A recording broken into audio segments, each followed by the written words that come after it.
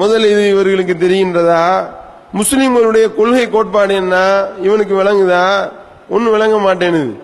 வந்தே மாதரம் பாடலினுடைய பின்னணியை ஒருத்தன் விளங்கி இருந்தான்னா அவன் இப்படி கேட்க மாட்டான். ஏன் எந்திரிச்சு போறாரு? எந்திரிச்சுதான் போவாரு. இந்த பாடல் ஒழிக்கப்பட்டால் இதற்காக அந்த இடத்துல இருந்து வெளிநடப்பு தான் செய்வார், மதிக்க மாட்டார். இது இஸ்லாமியர்களுடைய கொள்கை கோட்பாடு. இன்னும் சொல்ல போனா இந்த நாட்டினுடைய சட்டம் என்ன? வந்தே மாதரம் பாடினா எந்திரிச்சு நிக்கணும்னு அரசியலமைப்பு சாசன சட்டம் சொல்லுதா? இதனுடைய பின்னணி என்ன அப்படின்னு நம்ம பார்த்தோமே ஆனால், நாட்டினுடைய வரலாறு ஆனந்த மடம் என்று ஒரு நாவல் எழுதுகின்றார்கள். அந்த நாவல் எதற்காக எழுதப்படுது? கல்கத்தாவில் முஸ்லிம்களுக்கும் இந்துக்களுக்கும் மத்தியில் ஒரு கலவரத்தை பின்னணியாக கொண்டு அந்த நாவல் எழுதப்படுகின்றது. அந்த நாவல்ல முஸ்லிம்களை வேறு இருப்பதற்காக இந்துக்கள் ஒரு விஷயத்தை கையில் எடுக்கிறாங்க. அப்படி வேறு இருக்கும் பொழுது முஸ்லிம் யாரு இந்து யாரு என்பதை பிரித்து பார்ப்பதற்காக ஒரு கோடு வேடா வந்தே மாதரம் பாடலை கையில் எடுக்கிறான்.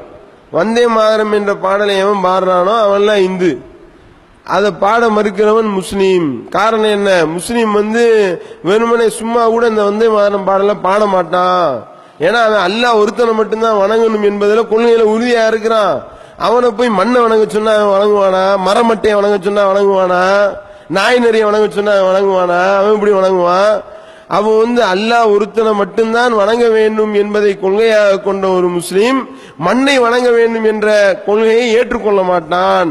வந்தே மாதரம் பாடல உயிரே போனாலும் பாட மாட்டான் என்பதை இந்துக்கள் விளங்கி வைத்திருக்கின்றார்கள்.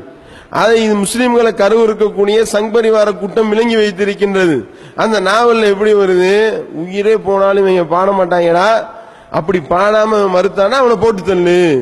இப்படி ஒரு கோடு வேடா இதை பயன்படுத்தினா அப்பதான் சங்பரிவார கும்பல் இதை பார்த்துக்கிட்டு ஆகா இது நல்ல ஐடியாவா இருக்கே, இந்த வந்தே மாதரம் பாடல பாட சொல்லி முஸ்லிம்களை நம்ம நிர்பந்தம் பண்ணோம்னா, இது தேசிய கீதம்னு முஸ்லிம் மக்கள்கிட்ட கொண்டு போனோம்னா, நாட்டு மக்கள்கிட்ட நம்ம கொண்டு போனோமே ஆனால் அதை இவன் மறுப்பான்.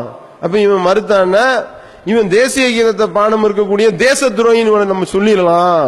இது சூப்பர் ஐடியா அப்படின்னு சொல்லி அப்பதான் சங்பரிவார கும்பல் இந்த தேசிய கீதமா வந்தே மாதரம்ன்றதை அறிவிப்பு பண்றான். இது இந்த காங்கிரஸ்ல இருக்கக்கூடிய கூமுட்டைகளும் இதை நம்பிக்கொண்டு அவனும் வந்தே மாதரம் பாடல தேசிய கீதமா அங்கீகரிக்கலான்னு சொல்லி பாடும் பொழுதுதான் 1923 காங்கிரஸ் மாநாட்டில் இந்த பாடல் ஒழிக்கப்படும் பொழுது முகமது என்ற காங்கிரசினுடைய முஸ்லிம் பிரமுகர் அதை மறுக்கிறாரு. இது எப்படிப்பா, இது எப்படி நாங்க பாடுவோம், இது காங்கிரஸ் இப்படி இதை சொல்லலாம் என்று சொல்லி அதை கண்டித்து அதுக்கப்புறம் அவங்களே வலிக்கு கரெக்டு தான், இது உங்களுடைய கொள்கைக்கு எதிராக இருக்கு, ஜாரே ஜஹாங்கே அச்சா அப்படின்னு அந்த பாடலாம் பாடிட்டு போங்க என்று சொல்லி முஸ்லிம்களுக்கு விதிவிலக்கு கொடுத்து 2 தேசிய கீதம் கொடுக்குறாங்க. இங்கிட்டு வந்தே மாதரம் ஒண்ணு, முஸ்லிம்களுக்கு ஜாய ஜாய ஜஹாங்கே அச்சா அப்படின்ற பாடல் ஒண்ணு அப்படின்னு கொடுக்கும் பொழுது கடைசியில நாடு சுதந்திரம் அடைந்து 1950 எது தேசிய கீதமா வைக்கிறது அப்படின்னு சொல்லி முடிவெடுக்கும் பொழுது தேசிய கீதத்துக்கான போட்டியில தோல்வி அடைந்த ஒரு பாடல் தான் வந்தே மாதரம் பாடல். மண்ணை வணங்குறது எப்படி முடிவுடைமையா இருக்கும், இது மடமை அப்படின்னு சொல்லி அந்த பாடலை தள்ளி கடைசியில ரவீந்திரநாத் தாகூர் எழுதிய ஜனகணமன என்ற பாடலை இது தேசிய கீதமாக மக்கள் அங்கீகரிக்கின்றார், நாடு அங்கீகரிக்கின்றது. இந்த வரலாறு தெரிஞ்சிருந்தா இந்த அம்மா இப்படி கேட்பாங்களா? இவர் எதுக்கு எந்திரிச்சு போறாரு? ஏன் எந்திரிச்சு தான் போவாரு. இந்த பாடல் போட்டா நிக்கணும்னு எங்க இருக்கு? இது தோல்வி அடைஞ்ச ஒரு பாடல், தூக்கி எறியப்பட்ட ஒரு பாடல். அப்படிப்பட்ட பாடலை நீங்க பாடல்